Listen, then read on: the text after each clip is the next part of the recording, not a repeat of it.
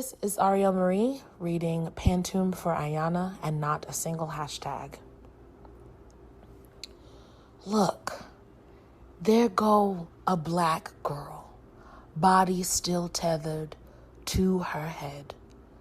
There go a black girl, shirt still dry, no river of marrow or tears following her up the block, no bile from her head. Can we call her into form? Not a river of marrow and small tears of sweaty fabric, but manna and honeysuckle. From her skull, no bile, but beatniks in bloom. Can we celebrate the child on this side of the grass? Her sweat fabric, honeyed and unmanned. The girl young, a fresh world of gardenia blooming. Can we celebrate the child on this side of the grass? Open the window and usher in a new God. A breeze, gardenia young. The girl, a world made fresh. In her hands, piano keys, sticks of cinnamon gum, a window into the new. God, an usher, opening a psalm, free to be the thing she was truly made of. Piano keys. In her hands, cinnamon sticks like guns in the wrong light. Never mind that. Today, she lives. A thing to be freed, made of psalms and truly holy. The girl will turn flowers into wine, spills herself, no more wrong, and today she lives. Never mind the light offering summer halo. It is a myth that we die anyway. We too holy. No more spills, no more flowers. From wine, girl churns herself a will, rises from the concrete, her arms full of clove. Her mother's yard, a throne. Anyway, the myth is that we die. We too summer offering. Halos like birds on our shoulders. The girl, gardenia, and we planted her full of clove and her mother. She raises a throne from the concrete, a yard of arms. The girl, a god king. The girl, a map of good. The girl, a thing worth trending after all. Just look. About this poem. My sole motivation for the poem was this truth. Ayana Stanley Jones should be alive. Poem a Day is the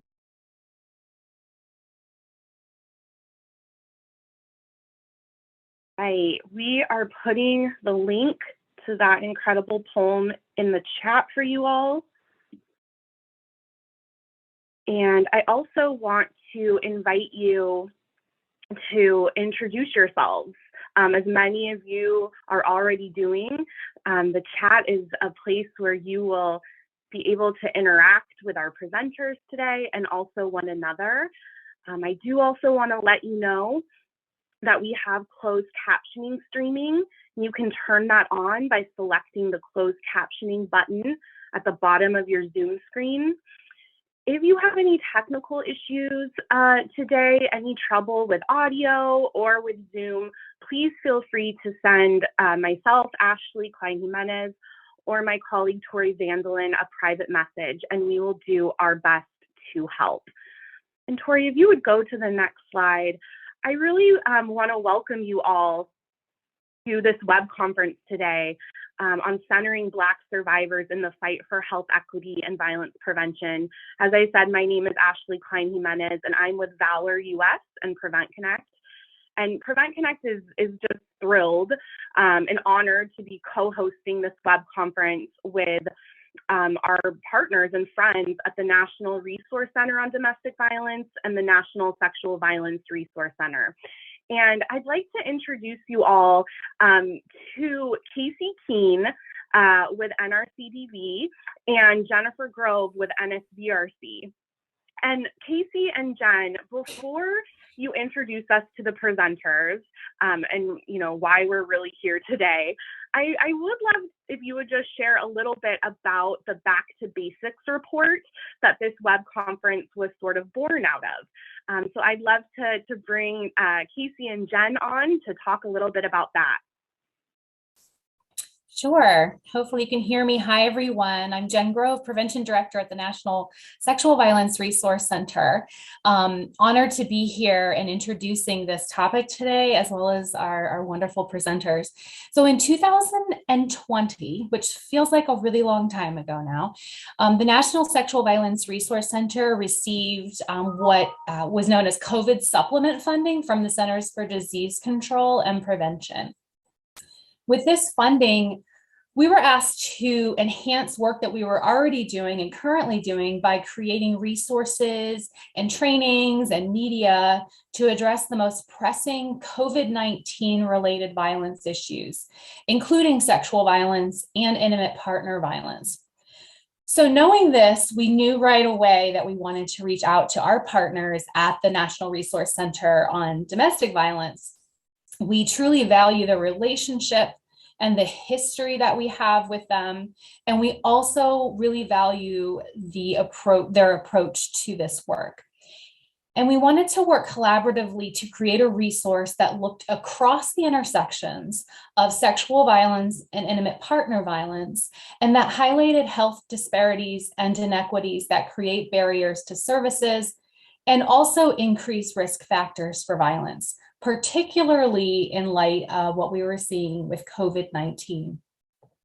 We also wanted this resource to include a call to action for both individuals as well as organizations that are ready to commit to health equity in their gender-based violence prevention work. So I just want to take a minute to say we're so grateful for this collaboration. And we're especially grateful for the National Resource Center on Domestic Violence's guidance and their lead in ensuring that Black women were involved in envisioning, drafting, and editing the paper, and that the document focuses on the lived experiences and well-being of Black women. So Casey, I'll turn it over to you. Thank you so much, Jen. Hi, everyone. I'm Casey Keene, Director of Programs and Prevention at the National Resource Center on Domestic Violence. And I would say we were so grateful to have been invited to collaborate with NSVRC on this document. And from the beginning, we knew that this document needed to center those most impacted at the intersections of health inequity and gender-based violence, and that is Black women. As Jen said, that's why we followed the lead of Black women in its visioning, its writing, and its editing.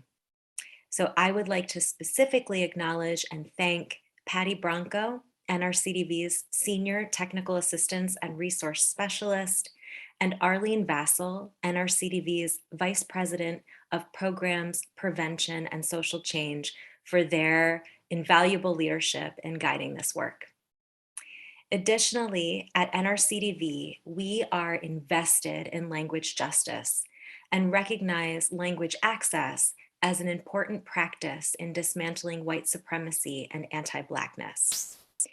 That's why we were committed to ensuring that the language in this document was accessible, because writing in plain language is a tool to advance racial equity.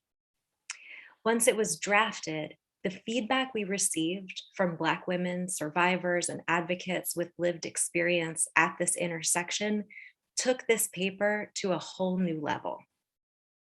This included the voices and the wisdom of our esteemed presenters on today's web conference, who we are about to introduce: Anika Leonard, Candace Giroux,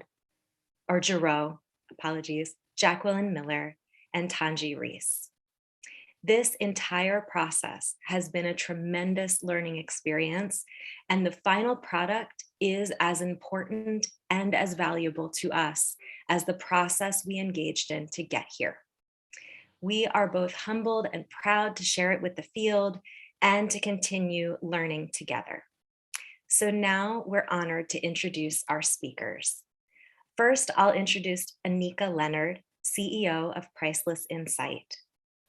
Wherever she goes, Anika Leonard feels called to create spaces where deep healing can occur, particularly in the lives of Black women, girls, and gender-expansive youth. Anika has a Bachelor of Science in Human Services and a Master of Business Administration from Cardinal Stritch University. Her continued studies and 15 plus years of experience honoring and holding space for people most impacted by violence allow her to present offerings in the form of workshops, keynotes, and guiding us to be in alignment with our truth through her company, Priceless Insight, LLC.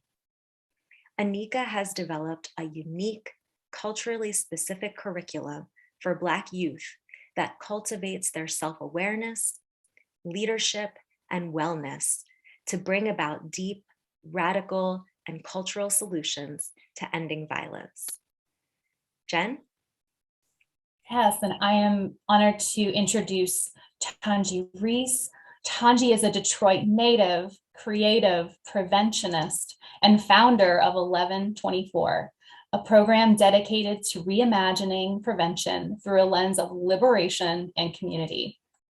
In her many years of youth serving and gender-based violence work, she has held roles as a prevention program director, national community initiatives coordinator, and senior program officer. Tanji's commitment to violence prevention started as a sophomore in high school while participating in a traveling play focused on dating violence. Since she has educated communities at the local, state, and national level. She is a new member of the National Intimate Partner Violence, or IPV, Prevention Council, a LEAP leader and partner for Brown-Forman's responsibility campaign, Pause.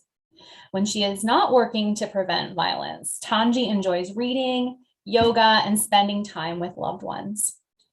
Tanji holds a BS in behavioral science and an MA in education, leadership, and change. Driven by the belief that everyone has a role in gender-based violence prevention, her motto is, "It's up to us to define what our role will be." Casey. Thanks, Jen. Next, please join me in welcoming Candace Giroux. Candace Giroux received her BA degree in Anthropology and Women, Gender, and Sexuality Studies from Washington University in St. Louis. After undergrad, Candace served as a Peace Corps volunteer and developed a support network for volunteers experiencing sexual harassment and assault, and worked with her Ugandan counterparts to establish small female-owned businesses focusing on reproductive health. She received her master's in public health from Emory University, where she helped to create the Queer Trans Collaborative, a student organization focused on creating a safe and supportive environment for LGBTQ graduate students and their allies. Candace's current work focuses on sexual and domestic violence among bisexual individuals and the impact of racism on violence outcomes. Jen? And Jacqueline Miller. Jacqueline is the founder of Healthy Actions Intervening Responsibly, which raises the awareness of the impact that adultification has on children with emphasis on Black girls. With over 30 years of work experience within the violence against women movement, she shares her knowledge and expertise on the overlapping intersections of domestic violence, such as women and children's health, trauma and adverse childhood experiences, or ACEs, and the adultification of children with an emphasis on Black girls. Jacqueline has spearheaded the issue of the emerging topic of adultification across the nation at several national conferences, trainings, and webinars. With over 20 years of training experience, Jacqueline has expertise in working with systems such as the child welfare system, housing programs for homeless youth, the healthcare system, and systems designed to reduce intimate partner homicide. Jacqueline is part of the National Resource Center on Domestic Violence Awareness Month and the Women of Color Leadership Projects. Jacqueline contributed to several national publications, including most recently on the intersections of sexual violence and intimate partner violence in addressing health equities, And Jacqueline is the author of What Agencies Should Know When Working with Formerly Incarcerated Survivors, published by NRCDV on VONET's website. Jacqueline was the survivor speaker for events with UN Women, Generation Equality, and Family Violence Prevention and Services Act, or FIPSA. Welcome, everyone. We're honored to be with you today, and thank you so much for presenting for us today. Thank you all for those great introductions. I'm humbled and honored to be here with the co-presenters, and even in this process, it's been great getting to know each other and getting to talk about our shared experiences. Absolutely. So we wanted to start off today by grounding ourselves and also by setting some agreements with each other. And we're going to do that by honoring stories. The reason why we honor stories is because everything that we know about health equity, domestic and sexual violence comes because someone shared their story. The reason why we're here today is because Black women have been brave enough to share their stories and experiences. And we believe by honoring stories, we can honor people that have come before us, and we can also set a playing field for folks who come later. And so we'll do this as a call and response. I will share a statement, and if you agree with it, I ask that you please repeat after me. So the first one is, I honor my story. I honor my story. And that is for all of us who are here today. We all came in here with stories and experiences, both the ones that uplift us and make us feel good about ourselves, and the ones that sometimes make us feel like moving forward is difficult. We give honor to the stories of ours that we haven't told others, the stories that we plan to share today. And so by giving honor to ourselves, that also means for you all as well. Please, if you need space and time to take away, do that. And also, you'll have space and time to share your stories too. So when we ask you if you want to share something or respond to a question, we do ask that you share your story. And if you choose not to, it's okay. Just know that your story is still valid. The next one is, I honor your story. I honor your story. And that is for all of us who are gathered. So I'm giving honor to Candace, Anika's, and Jacqueline's story, since we're going to be sharing our experiences. And I like to use honor instead of respect because we give honor to things we don't fully understand all the time. We give honor to flags, anthems, things that we don't always even agree with. We still give honor and reverence to it. And I believe at minimum, we can do that for each other's stories. We don't have to know everything about it. We don't have to fully agree with everything. But again, at the bare minimum, we can give honor to each other. And the last one, which I think is the most important, I honor the stories of those who are not in the room.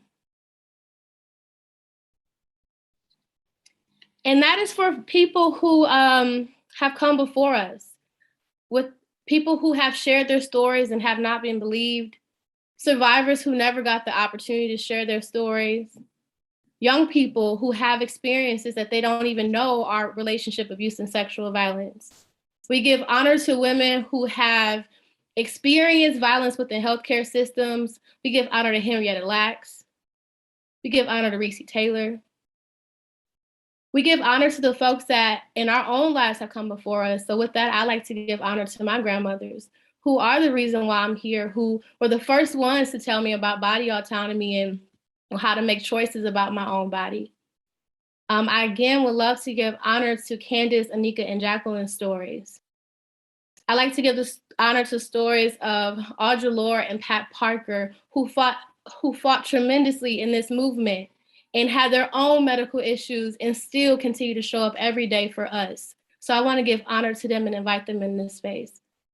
And now I like to give some time for our co-presenters to give honor to people who they want to bring into this space and stories they want to honor.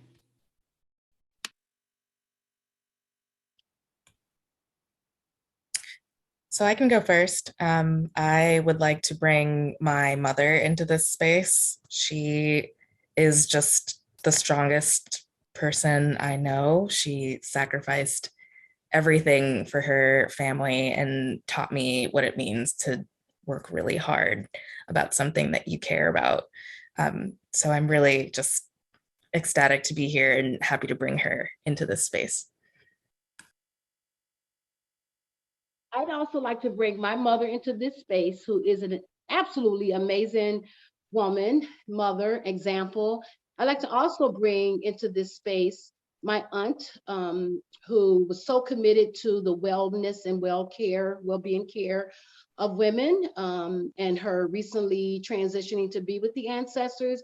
And then finally, I like to bring into this space and honor the 3 formerly enslaved Black women who were experimented on. Their names are Anarcha, Lucy, and Betsy. And I'd like to bring into the space my great grandmothers, Ernie B. and Callie, Mama Callie, my grandmother, Gracie B., my mother, my assigned female at birth child, my advocates across the nation who have been fighting and working towards equity for Black survivors, and all those impacted, because it's not just us. It's also the people who are in our lives who love and care for us. And also young people. Like I will always and forever uplift young people who have been impacted by gender violence, and particularly ones who are in secure detention facilities, or essentially at the mercy of those who are charged with their care. So we're going to start today with asking, basically like what brought us here. We did have an introduction, and we learned how this project came about. But for each of us as presenters, we were given a choice on whether we wanted to present or not, and talk about our experiences. So I'd like to just open it up and just ask, like, what was it that really called us to, want to share our stories. And I'll go ahead and start. And the reason why I wanted to share my story is because I think that people need to know. They need to know like what I've experienced, what other Black women have experienced, and people who were assigned female at birth. I want them to know that it's not just a case of just one doctor who was anti-Black, that this is a system. And because there is systemic mistreatment, that it costs some of us our lives. It costs some of us our body parts, it costs some of us our wellness, and it compromises our qualities of life. And so that is why I thought it was important for me to be here today and to share my experiences. And I'll open it up to the other presenters to see if you all would like to share what brought you here.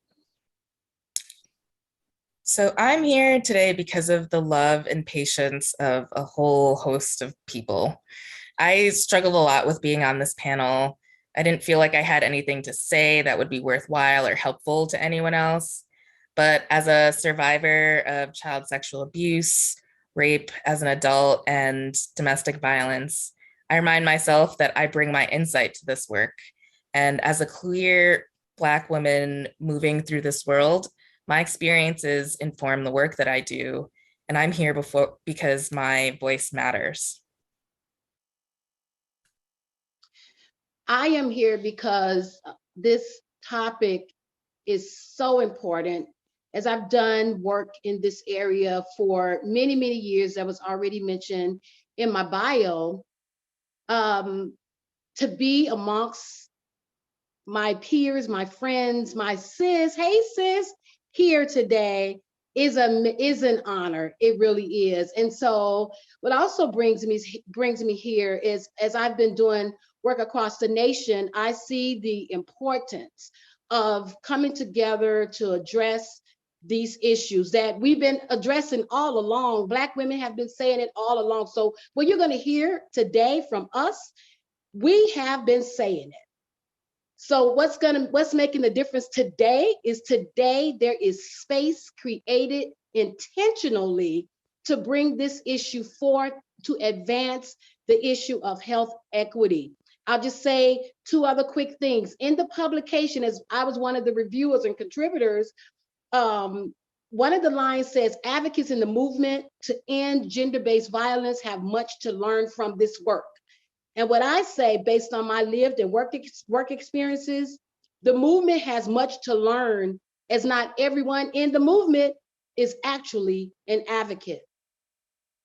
The publication also says the mainstream anti-violence organizations must enter these partnerships with respect, humility, and openness.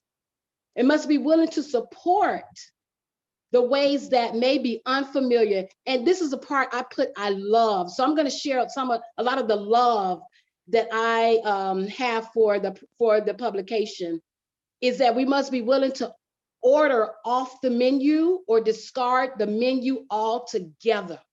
So I'm here to say, I find, based on my lived and work experiences, we need to discard the menu. If we're not going to listen to those who have come to eat, we come to serve. That menu, what I'm finding, it needs to change. Ooh, thank you for that, Jacqueline. I'm here because I am just so inspired by the Black women I've met in the movement that understand that our work is not just solely about domestic and sexual violence, that in order for us to truly support survivors and to move to a place towards prevention, we have to be aware that there is inequity all over. And in the healthcare system, a space where you're seeking help and care, where you have professionals, we should be able to feel safe in that space too. So I am here. I'm here for survivors that I work with. I'm here for young people that go into medical situations and don't feel like they can truly speak about what's going on with them. I'm here because I have a deep investment in prevention, and I understand that this is the long game work, and that we have to be willing to go outside of general understanding about domestic and sexual violence and really pay attention to those intersections. I'm also here to learn. I've been learning so much from reviewing the paper, learn so much from reading it, learn so much from us just even coordinating this. So I am really here to learn and to also share insight and, to figure out ways that we can have some really actionable items, and we can all make our own recommitment to making sure we center health equity and relationship abuse and sexual violence prevention. So speaking of the paper, in the opening sentence of Back to the Basics, health is a basic human right and need. It says health is a basic and human right and need. So Anika, I'm going to ask you, how have Black women been excluded from health as a human right, and right now and in the past? Yeah, so I will never, not ever mention the legacy, the inherited legacy of kidnapped and enslaved Africans. Like, that will always be front and center. So just within itself, kidnapped and enslaved Africans who were deemed property, who did not have the reproductive rights of having a child, not having a child, and being able to parent the child that they have in a safe and healthy environment. Like, just off top, that for me is not dignity, like that's not humanity. They were treated as, they were property, you know what I mean? So that within itself denies it. And then also, like, even as we fast forward to today, like, we still see those same things when we go to the doctor's office, when we, go to a doctor and the doctor does not listen to our concerns, feels like carries over those same inherited legacies of enslavement, where they believe that enslaved people could not feel pain, so we go to the doctor and we either have to do extra or somehow negotiate how much pain we show so that we're not going, overboard, but then we're also, balancing our own dignity. And it's like, it's a situation that none of us should even be in, but I don't know about anyone else, but for me, it's in the back of my mind, it's in the back of my mind about how much I show and how much I don't show, So yeah, that's one of the things that I would say. Would anyone else like to add to? And I see the chat is absolutely blowing up. I love it. Would anyone else like to add to, like, how we've been denied the basic human right of, healthcare? Yes, I would. When I think about, and thank you, Tanji, thank you, Anika. When I think about this question in terms of like the past and even right now, the right now needs, I think about like the economics piece that on Black women's bodies, how the value of our bodies is placed within the economic system, the healthcare system because of economics. And thinking about that is like historically, Black women seen as wet nurses versus a nursing mother. And that's a big difference. Wet nurses versus nursing mother. And when we're denied that humanity and that humanness, so many things happen. And so unfortunately, everyone, my sisters today, I have far too many stories, examples, far too many survivors that I've heard speak about how they are handled and treated, dehumanized within the healthcare system, where I've spent a lot of time, a lot of work experience within the healthcare system to see Black women silenced, dissed, not heard, not valued, not provided for what they say they need for themselves. I've seen Black women chained in the beds. I remember myself, I think about myself when I was growing up and being in the hospital many times with asthma, the times I was told I had to stay in my bed. And I remember and I reflect on that, regardless of me feeling unsafe, regardless of me having an experience where there was a hospital officer who was there to protect, actually entered into my room where I was laying and sleeping and trying to rest and remove my panties. No one from the staff saw that, intervened at all, and he was able to do that and close my door. So I often think about girls and how they are treated within the healthcare system. Does anyone see them? Does anyone know they are there? So that's why today, the hey sis, letting us know we see you, we know you're there, is so crucial and important. And very, very often it is us Black women who see each other. So I see you, sis. I see you, sis.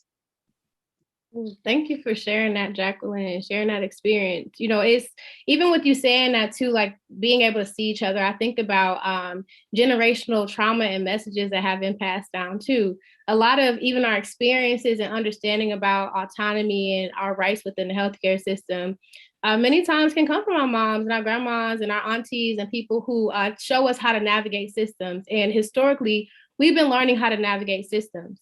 We've been learning how to take care of ourselves, how to best protect ourselves. And unfortunately, sometimes that means avoiding healthcare altogether, which compounds so many different issues. It makes us feel like we aren't welcome in spaces, and we have to figure out how to navigate that on our own. So, you know, I think it has to be the and in both. We have to for sure give honor to experiences that have come from the past, but also give space for us to no longer be silent about our experiences and be willing to say something about it. Yes. I want to add one more piece of that. I told y'all I have lots of stories.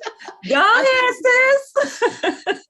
Much. I'm very ready to bring a sis in the room. And then the thing about it is you don't even have to name her. You don't have to even do that to bring her in this space. So I'm not going to bring her name in this space, but I am going to bring and share her experience. And this will be many survivors' experiences where I've seen go and check in and look in on someone that I'm working with. There could be a breakfast table there. And at the end of my 8.5-hour shift, I return back to just check in and say, I'm gone. I'll see you tomorrow, only to find and see that same breakfast tray is still right there, which means she didn't eat, which means the staff that came in and out the room, interacted with her, never even asked or offered to lift her head up, offered to bring the tray closer to her so that she can reach it and have access to it. Is that not a basic human need? Someone needing food, someone needing water. Well, it let me know that she wasn't seen.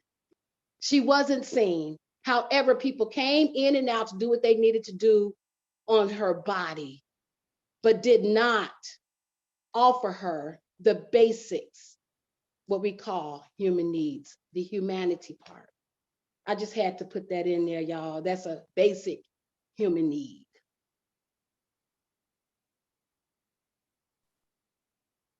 So the next question we had in our cadre of questions is, how have you had any experiences? Have you had any experiences where you saw health equity in action?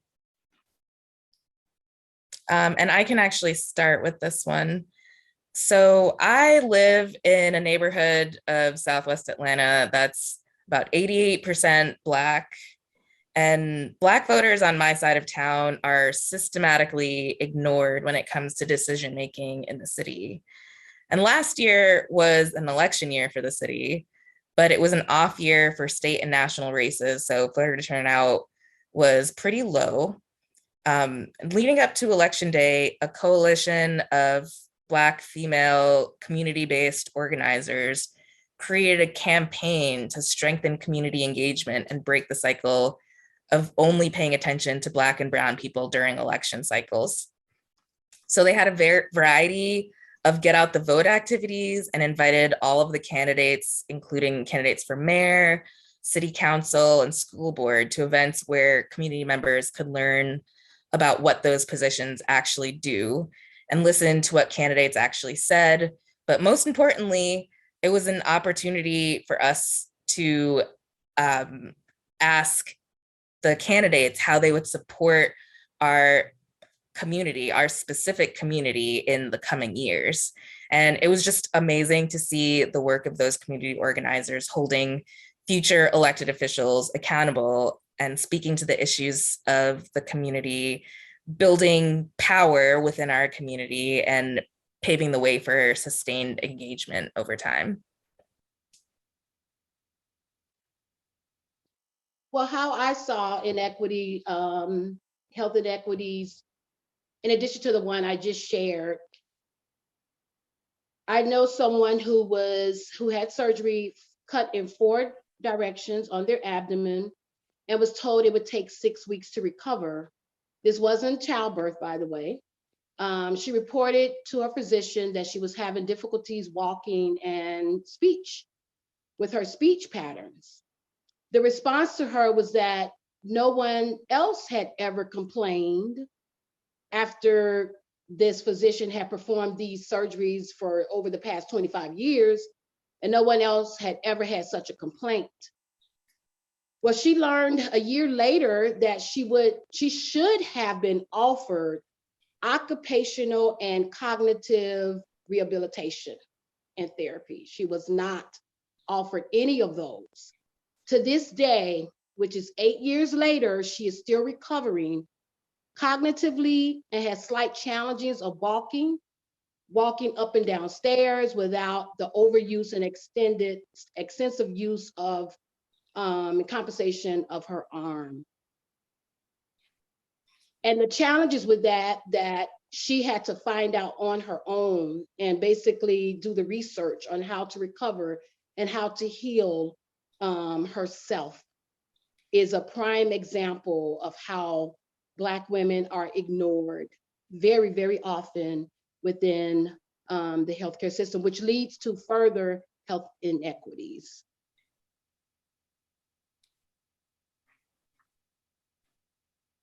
Absolutely, Jacqueline. One of the experiences I wanted to share earlier. So I was diagnosed with endometriosis really early on. Well, not early on, I should say.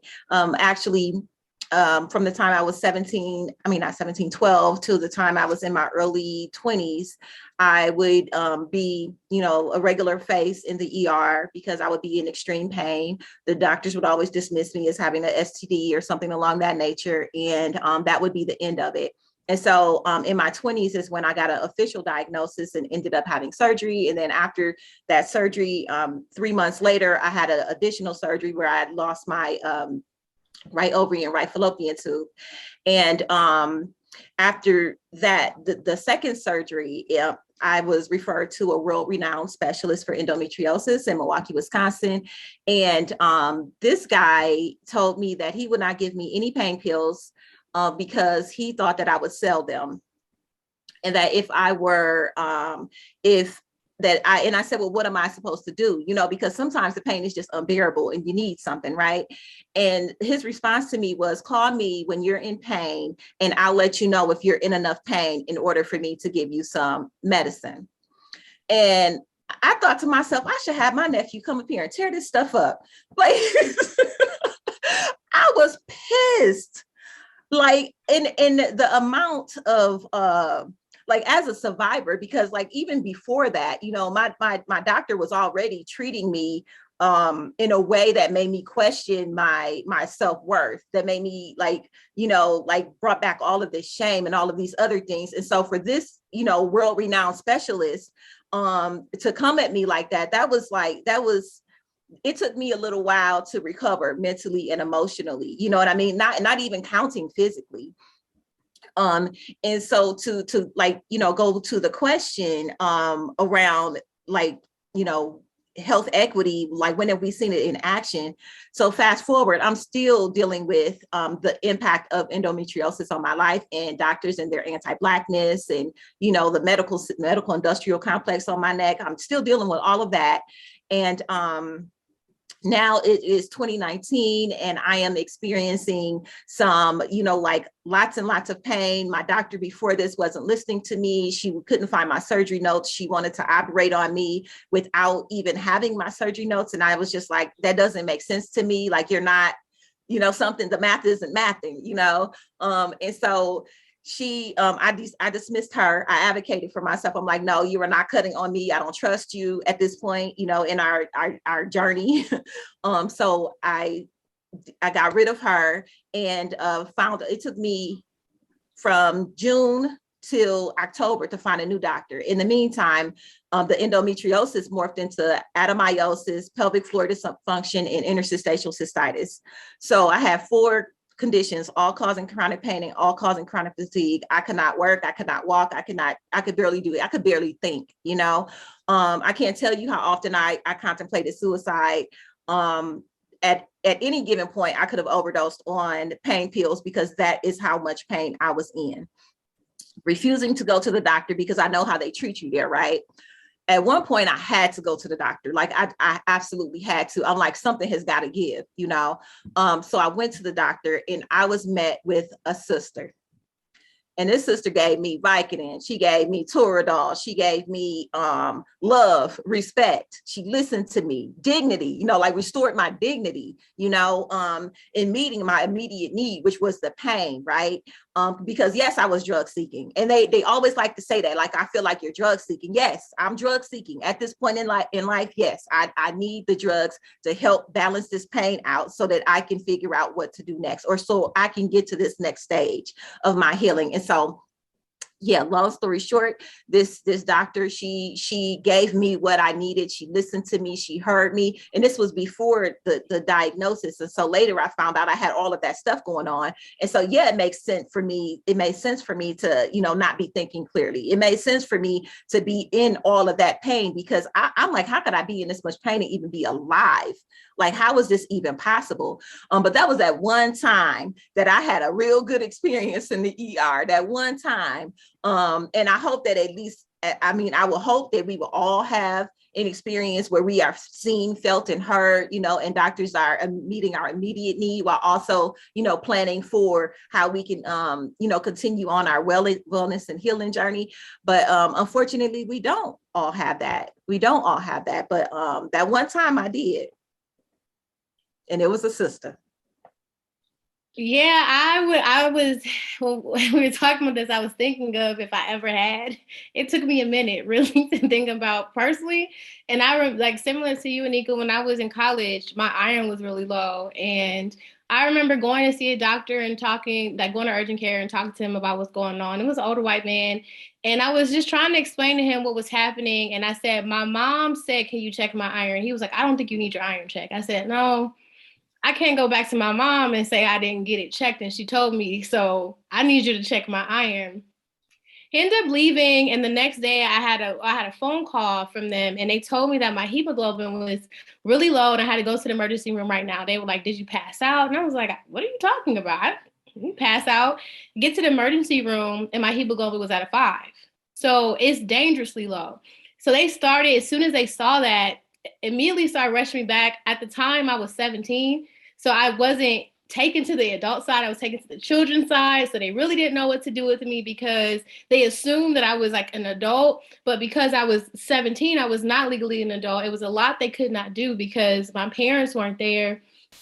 And they ended up just like putting me on IVs and started talking to me about blood transfusion. So I was just confused about, what to do. And it was an issue that happened for a long time. Finally, I came back home to Detroit and had a doctor who was a sister who was able to talk to me about what was possibly going on. And later on, I did have another doctor where, because it continued to be an issue, but I had another doctor who cared about holistic health. And I talked about my aversion to like medicine and pills and like what else can we do? And she started talking to me about nutrition, but I imagine how things would have been different if someone when I was 17 would have like actually listened to me during that time. But I did think about another time when I did see health equity in action, and it wasn't necessarily the folks at the hospital, but it was advocates. So working in shelter, there was someone who was had just had a baby, and she was talking about being in a whole lot of pain. And so the advocates at the shelter that I was in, we just figured out a plan. How can we make sure her other kids are taken care of? How can we make sure she can get to the hospital?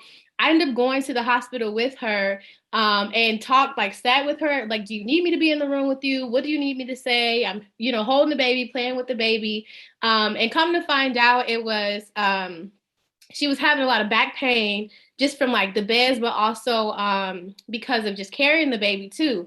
But imagine if the advocates had not been there. Imagine if we were advocates who said, oh, you'll be good. It's just because you had a baby. Just take some medicine. But no, we were not about to let her be here in pain and suffer without not only taking her to the hospital, making sure she had someone there with her the entire time.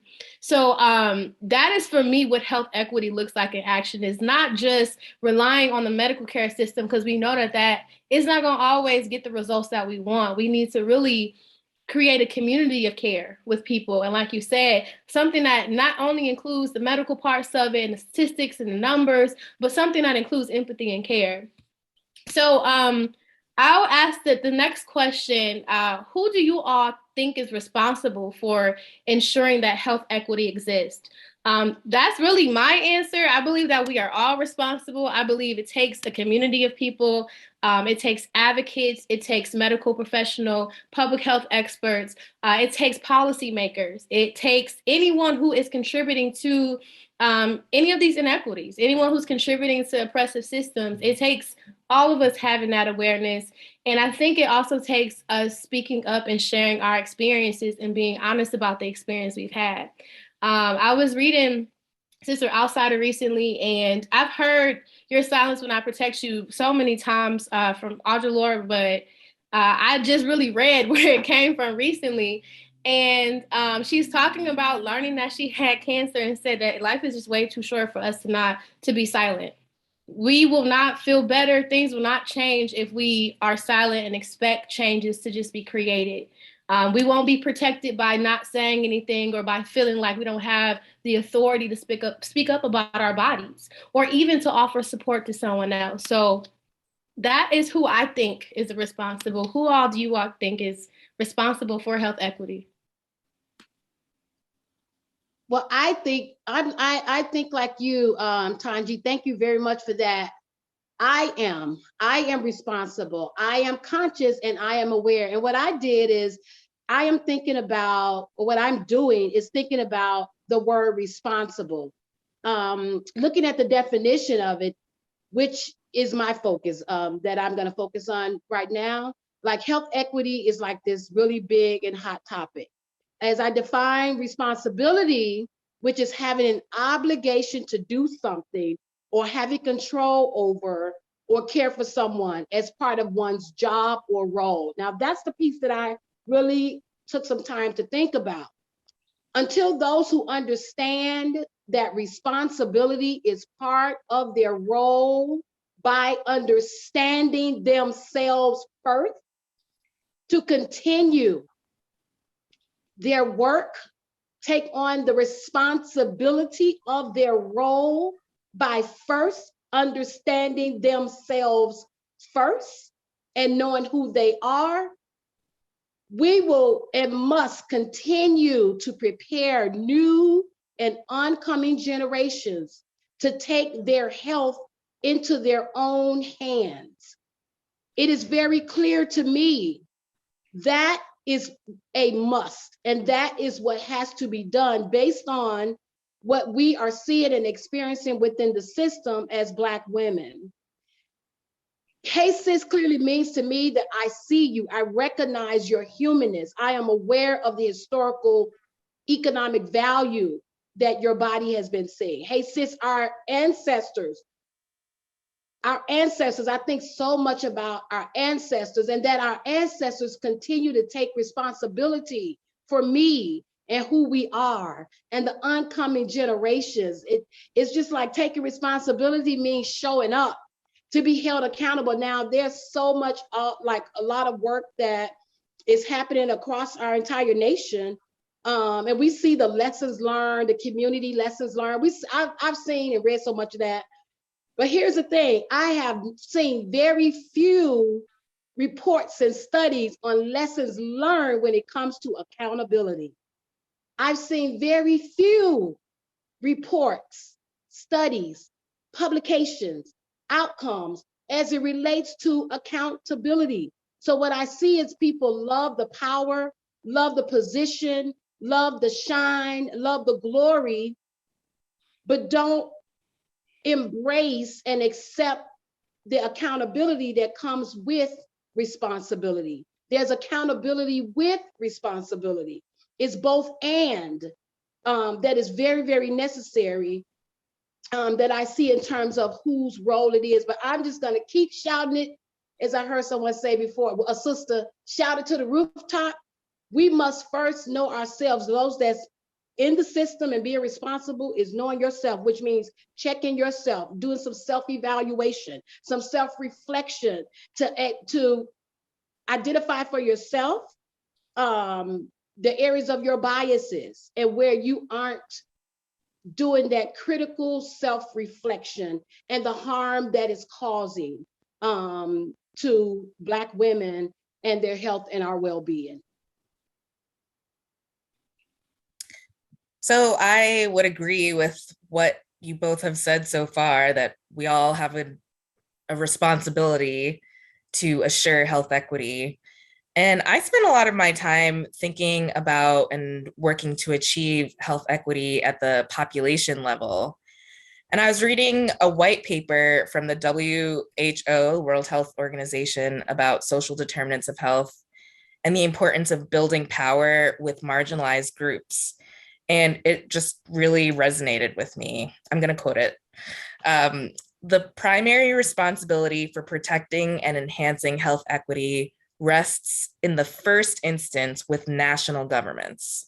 When inequalities arise systematically as a consequence of individuals' social position, governance has failed in one of its prime responsibilities, ensuring fair access to basic goods and opportunities that give people freedom to choose life plans that they have reason to value. So this to me gets to the crux of why centering Black women, especially Black women survivors, is so important. We experienced several layers of oppression, many of which were sanctioned by the state.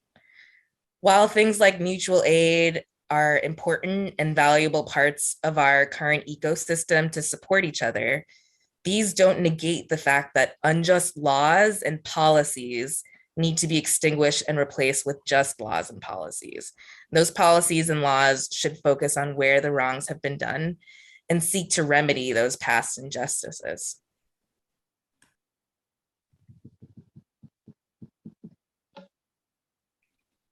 Thank you, Candace. I heard that. Righting the wrongs. I that is like such a big thing. It's like it's the atonement is so necessary. It's so much that has to be rectified, you know, and it can't be just like adding on more band-aids to things that are so deeply rooted. You know, even with how BMIs are interpreted, and what is considered to be unhealthy, what kind of diets people should have. So now we've talked about what experiences we've seen and who is responsible. So what are some other ways that we can further humanize experiences of Black women in our interactions within these systems? I think a big part of it is, like Jacqueline said, trusting the experiences of Black girls and women. Like it's something that it seems so simple, just to believe people's experiences and not make assumptions based on stereotypes that Black girls and women get. Or even that thought of like being able to accept pain and being able to be strong and, oh, you know, you can handle it. I think that is a big part of it, is by simply believing people. What do you all think? What are some ways that we can ensure the humanity of Black women and girls in these systems?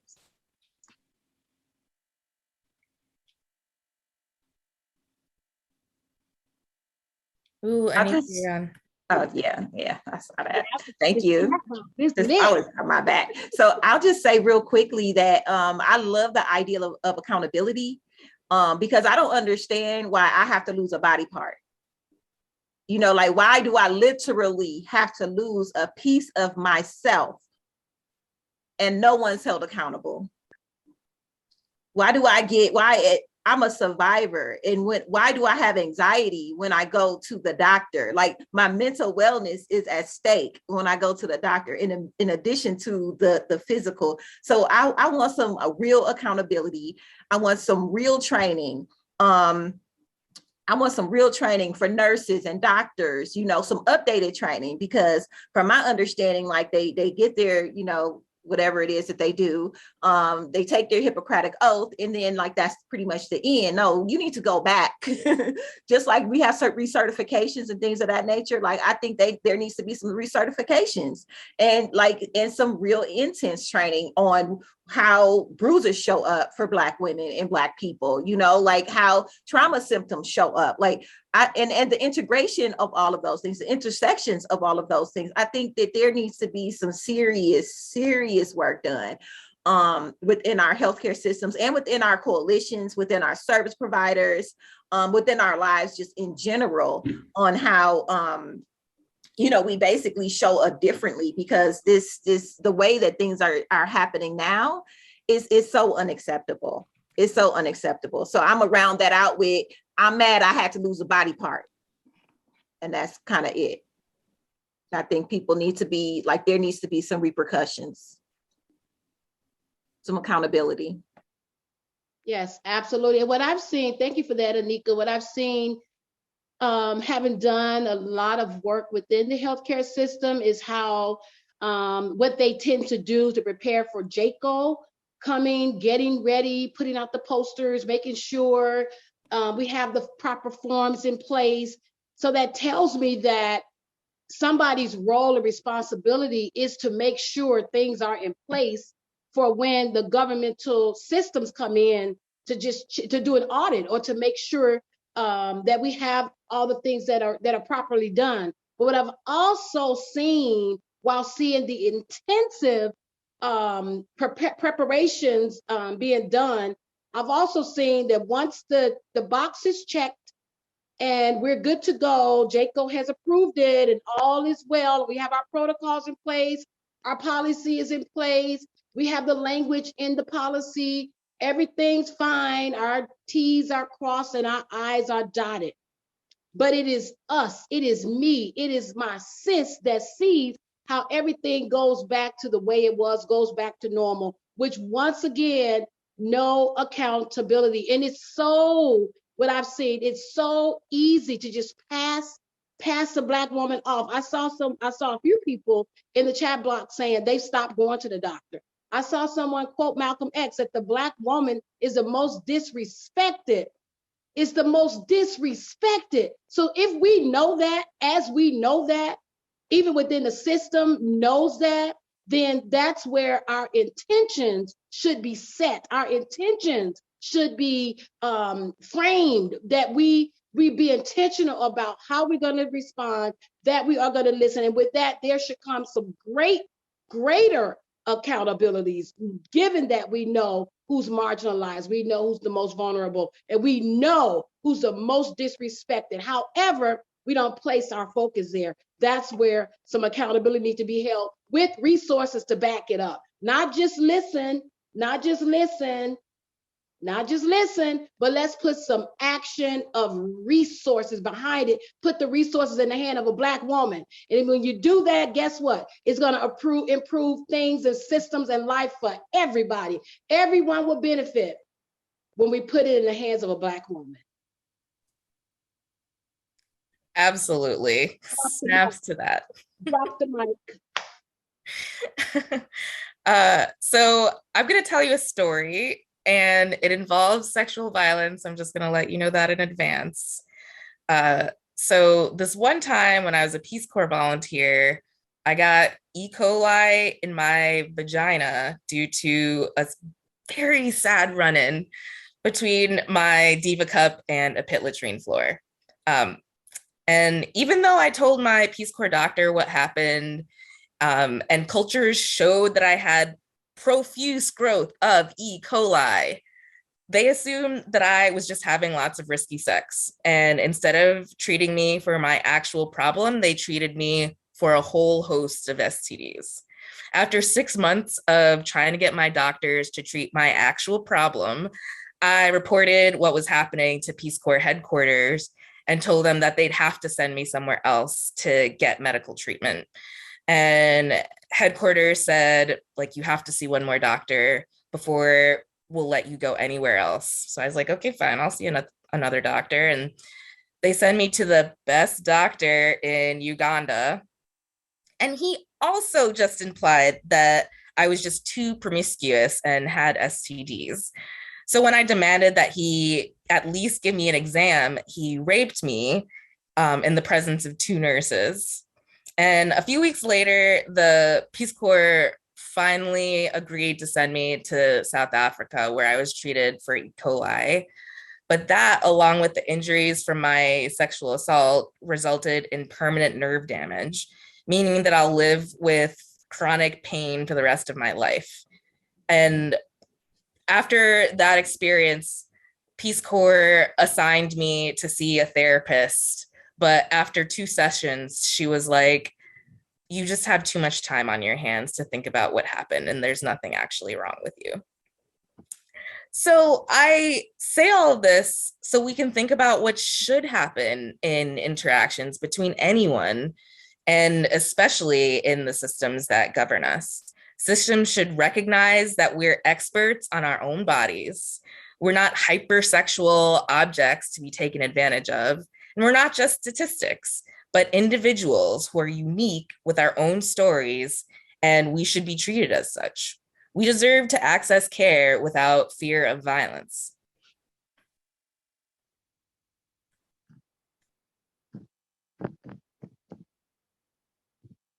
Wow. Thank you for sharing that, Candace. You know, it is, we are so much more than that. It is a deserving thing, right? And it's amazing that we are asking for humanity, something that is freely given to so many people.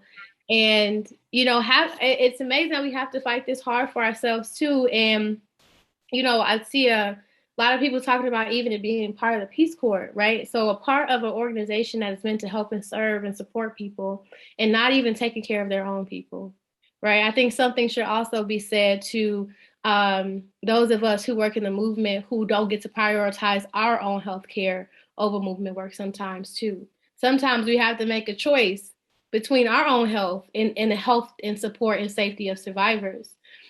So talking about domestic and sexual violence, another part of the paper was looking at how sexual and domestic violence relate and why it's important to center the experiences of Black women.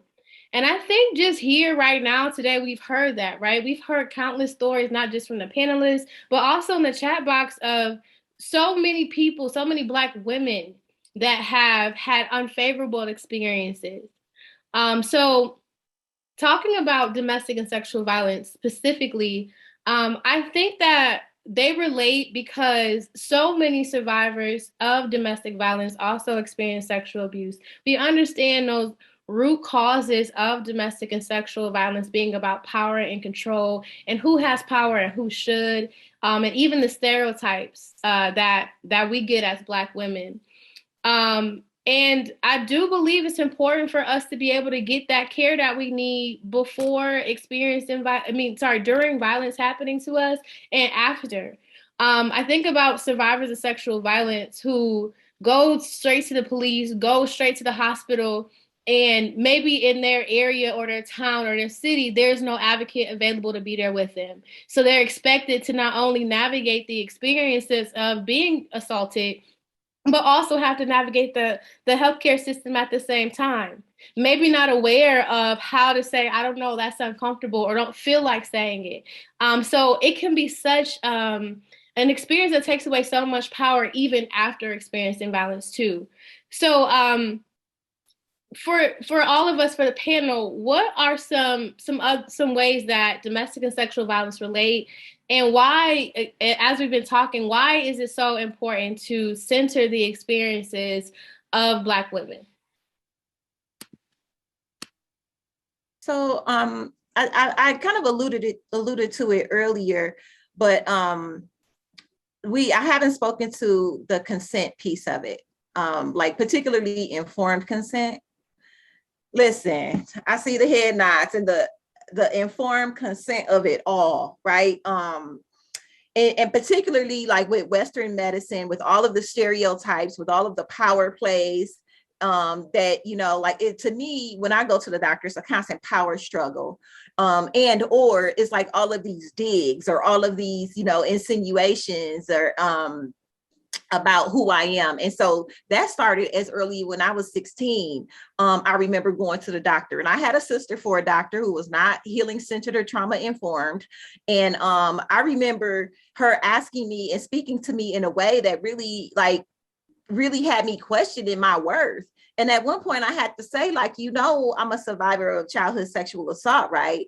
And even with her, even with disclosing that to her, the way that she treated me was so terribly that at 16 years old, I ordered my medical records because I wanted to know what she was writing about me. And when I saw the word promiscuous and some other things that didn't center my healing and wellness, I was like, oh no, I had to change doctors. So I had to advocate for myself. But even being a survivor, at 16, I was a survivor much younger than that, but at 16, having to advocate for myself within that system, and having to fight already the shame that goes along with mentioning that I was a survivor at that time, because I still didn't even know, I hadn't even told my parents about, the assault that happened.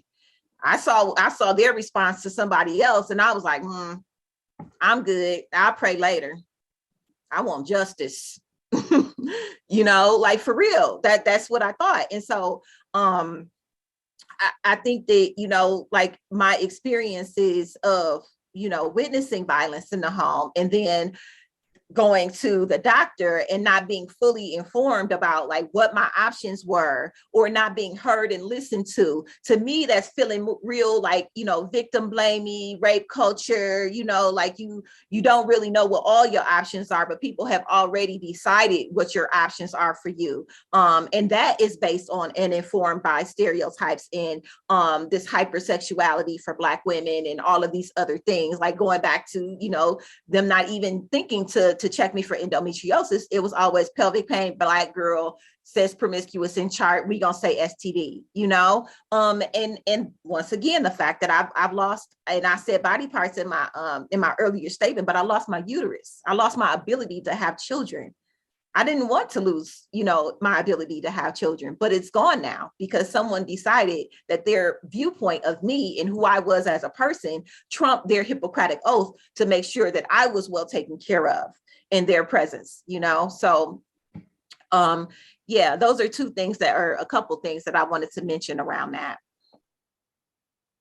Thank you, Anika, for mentioning that. And you've just spoken a lot of the work that I've done as it relates to adultification on girls, on Black girls. And so so many girls, and I've seen this show up and being mentioned in the chat box, are Black girls are considered to be fast and more likely to have had sexual experiences at a young age, seen to be promiscuous. But I'm even seeing another generation again of young girls, like even younger.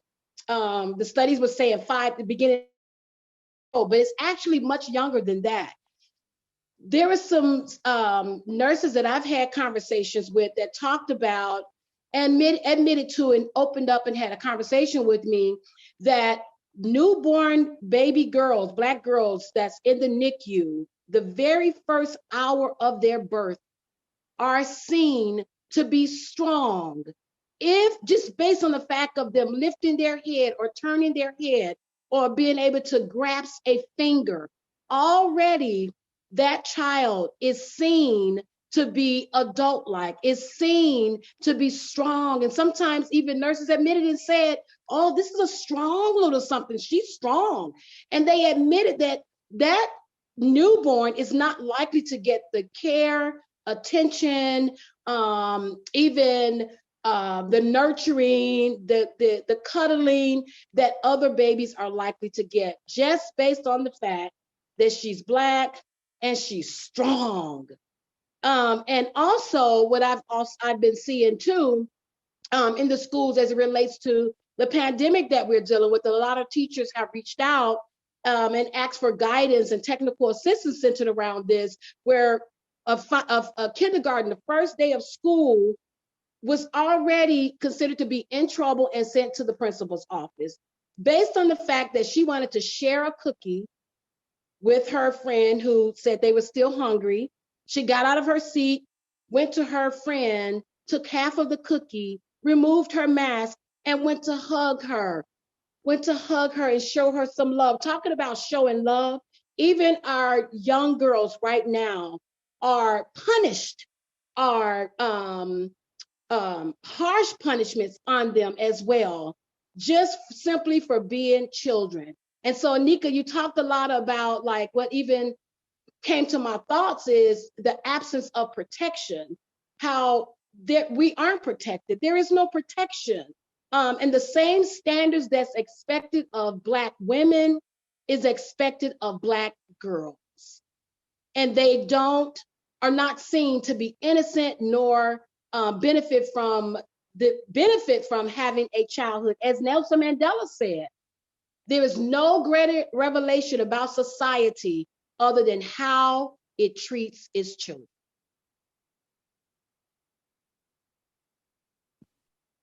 Yeah, thank you for that. Thank you all for that. You know, it's like you said, that adultification of Black girls shows up when they are seeking medical attention, but I also think it goes with the assumption that they are fully aware of, like, sex education in the first place. You know, a big part of health equity is making sure that Black girls know about body autonomy, understand consent, and we can't even get to consent if we don't first talk about body autonomy and letting them know that they can say yes to something or no to something. But if they're not getting that education, you know, we get it at home a lot of times. We get it, you know, from loved ones, but everyone doesn't have the same experience of having supportive people in their lives to give them true understanding about their health rights, especially as it relates to domestic and sexual violence. So I even think that prevention is such a big part of health equity too, and making sure that young Black people have access to prevention and prevention programming. So this has been so good, and we're gonna have a couple more questions. And the next question is, where does your healing come from? How do you do this, right? We talked about all of these experiences that we've had and all the inequities that we've seen, and we know that there's also another side to it, that we would not still be here. We have been surviving so long without health equity and without the healthcare system being at our side and being allies for us. We found a way to move ourselves forward, and we found a way to have healing. I would say my healing comes from my loved ones. I mentioned, my grandmothers, my mother, my sisters. I know that if I can't talk to a doctor about something, I'm gonna at least see if somebody in my family has any experience. And I'm also talking to people I know now. I saw someone in the chat mention having more and the need for more Black medical professionals. So grateful and fortunate to have friends and loved ones I can go to talk about things. And I think too, understanding that healing is a process and it takes time is a big part of how I get to healing. I know that things won't happen overnight. So what I will do is hold on to the small parts of healing that show up and build on those parts of healing. I will continue to speak out. My healing comes through talking. And for me, really making connections with other Black women. So this panel, my healing comes from y'all. My healing comes from hearing your stories and your successes and how you've triumphed, and honoring and respecting your work as advocates and your work as, moving this forward beyond this conversation. So this is for you all and for everyone who is here. How do you all, where does your healing come from? So I'm sorry, Jacqueline. No, go ahead, Candace, go ahead. I wanted to take a step back just for a second to think about the connections between centering Black experiences of Black women and the connection between sexual and domestic violence. And I think that sexual and domestic violence are both rooted in power and control. And so they're automatically connected to each other. And as a queer Black woman survivor with bipolar, the status quo just doesn't work for me. And cultures of ableism, racism, and violence hurt me every day. So I push back on the ways that prevention has always been done, ways that don't focus on building power, because I feel the inadequacies in my daily life. And part of healing for me started when I recognized that what happened to me is trauma. When I started to acknowledge it, I told myself that those things were not my fault. And my healing comes from learning, remembering, reinforcing that power and control are what perpetuates violence in this society. And remembering that, and that my experiences are valid and that what I have to say matters has been really important for me. Thank you for that, Candace. Yeah, for me, it's the storytelling, and it's just standing out so much to me about the menu. I get to choose if I want anything on that menu. I get to choose. I don't have to accept what is given or offered to me. And that, returning to my culture was a big one for me that really brought forth healing and transformation of myself.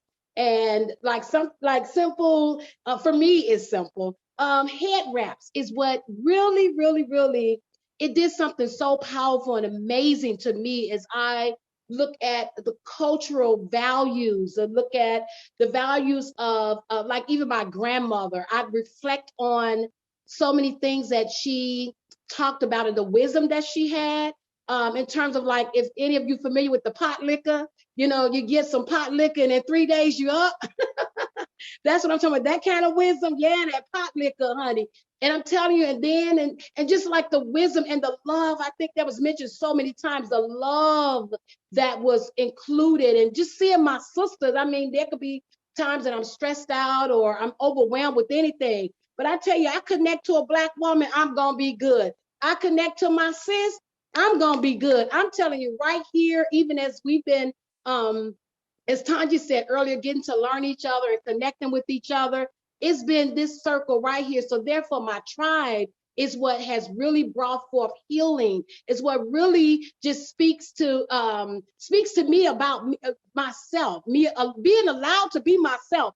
It has been so stressful not being able to be yourself. I mean, being yourself at work or in the community, being under surveillance, the anti-Blackness, watching your back, how to navigate systems, how to move through the world. That is stressful and overwhelming, but being myself is one of my greatest tools of transformation and healing. And then that means being unapologetic about it. That means letting go the checklist. That means letting go the opinions and the stares or the looks of people. That it means all of that. And then finally, I'm going to say I had to go and get me a little drum. You know, this was taken from us. This was removed from us and our culture, but getting one for myself. Getting one for myself, that I am in control of the beat and the sounds that I make for myself. And I know when I know my threshold. I know when I've reached my limitations. And then therefore, I know where to connect. And that's to within me and my culture. It does it for me. I'll just add everything they said. And I'll round off the story about the hysterectomy. And so when I found out that I had to have it, members of my community got together and we had a womb healing ceremony for me. And so women that I know and love got together and they laid hands on me and they loved on me and they helped me heal from, you know, that experience. And so, yeah, I just wanted to add that's one of the things that, and so Black joy, I saw someone mention Black joy in there, being myself, all of those things, showing up in spaces like this and being, and speaking my truth, you know, all of those things are healing for me. Oh, and ancestral wisdom, because they didn't always pass on trauma. It was strength as well. So strength and resilience.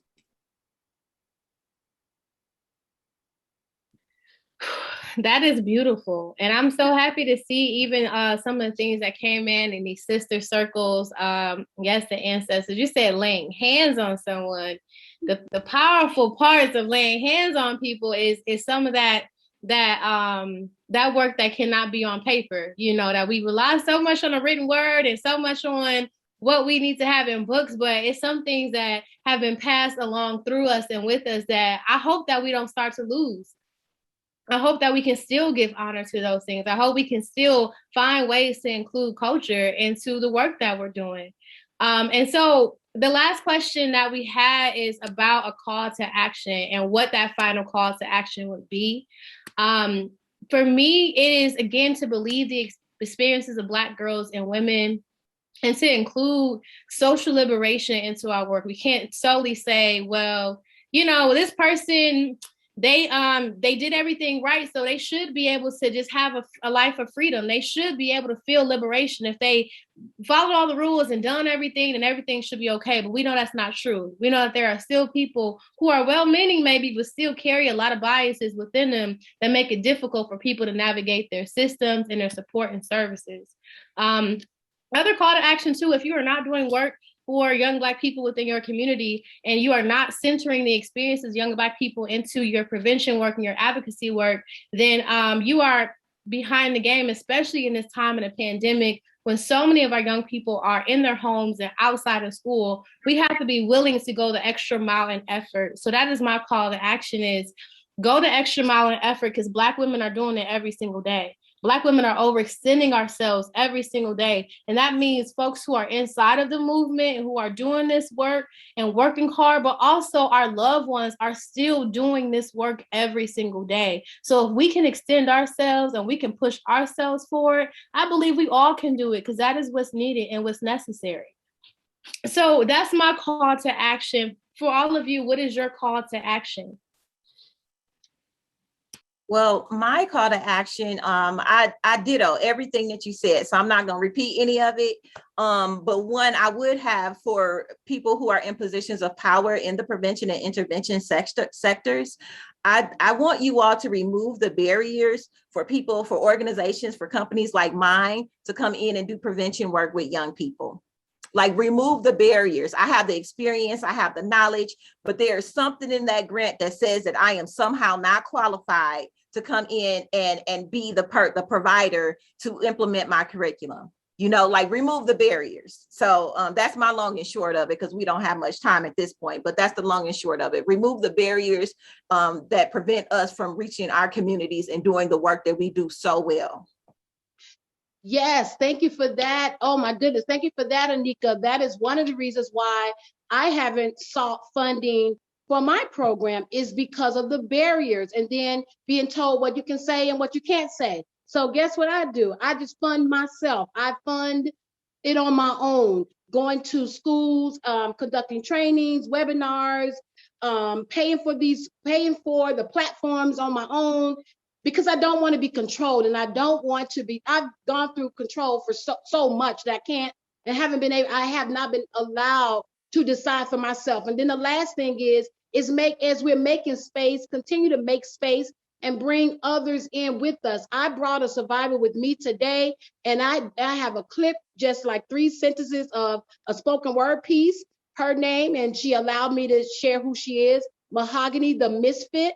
She said, "You climbing on top of me while I was asleep because a woman your age you said wasn't good enough for you. You killed the little girl inside of me each time your hands touch me," which is the biggest reason why I feel so damn awkward anytime another man touches me. All this talk of birds and bees, but none about the ones that came and tried to steal the sweet nectar from my flowers. And nobody really noticed, but I noticed that I wasn't myself for years. And so she's allowing me to put her full piece as well as her photo on my website of Healthy Actions and Intervening Responsibly. So if you want to read and see this, then you can go to my website.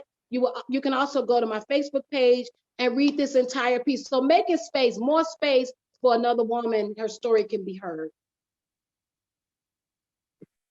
And that was fantastic, Jacqueline. Thank you for sharing that spoken word. It was beautiful. The only thing I want to add is that we all have a role to play in this work, and it's important that we don't get complacent. And for me, refraining from getting complacent means keeping people around me who will remind me that we're not here to hang out.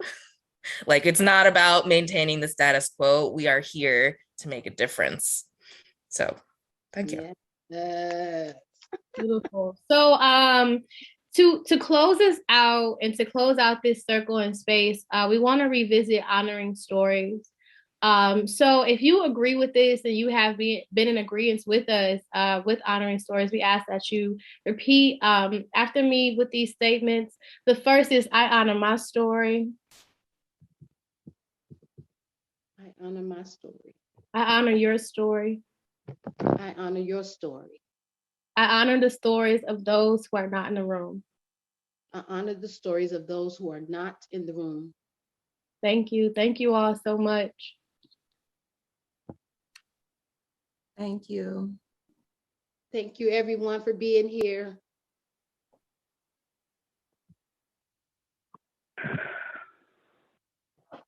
Wow. I don't really have words, but I do just want to thank each and every one of you for what you did here today. I'll speak for myself, but to me, this was the most important Prevent Connect Web conference we've ever done. And I am just so grateful to each of you for sharing your stories, your experiences, your wisdom with us here today.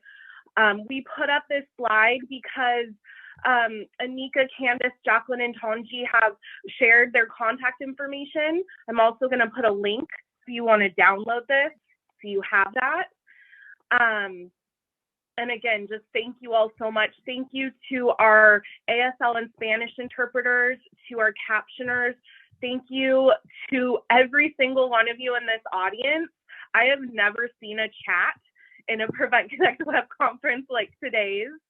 And of course, I want to thank NSVRC and NRCDV for partnering with us to be able to host this web conference, this opportunity today. So thank you all so much. This was recorded. It will be available. We will send an email out when it is ready to be viewed. We will take out identifying information in the chat transcript and also make that available. And you'll receive an email when those things are ready. Lastly, you'll receive, I'm so sorry, you'll receive a brief survey in the next 15-20 minutes, and there is an opportunity to download a certificate of attendance if that's something that you're looking for. So just once again, thank you all so much. I hope that the rest of your week, oh my gosh, it's only Monday, continues to bring everything that you need in this world. And just again, thank you all so much. So this will go ahead and conclude our session for today. Thanks for being here.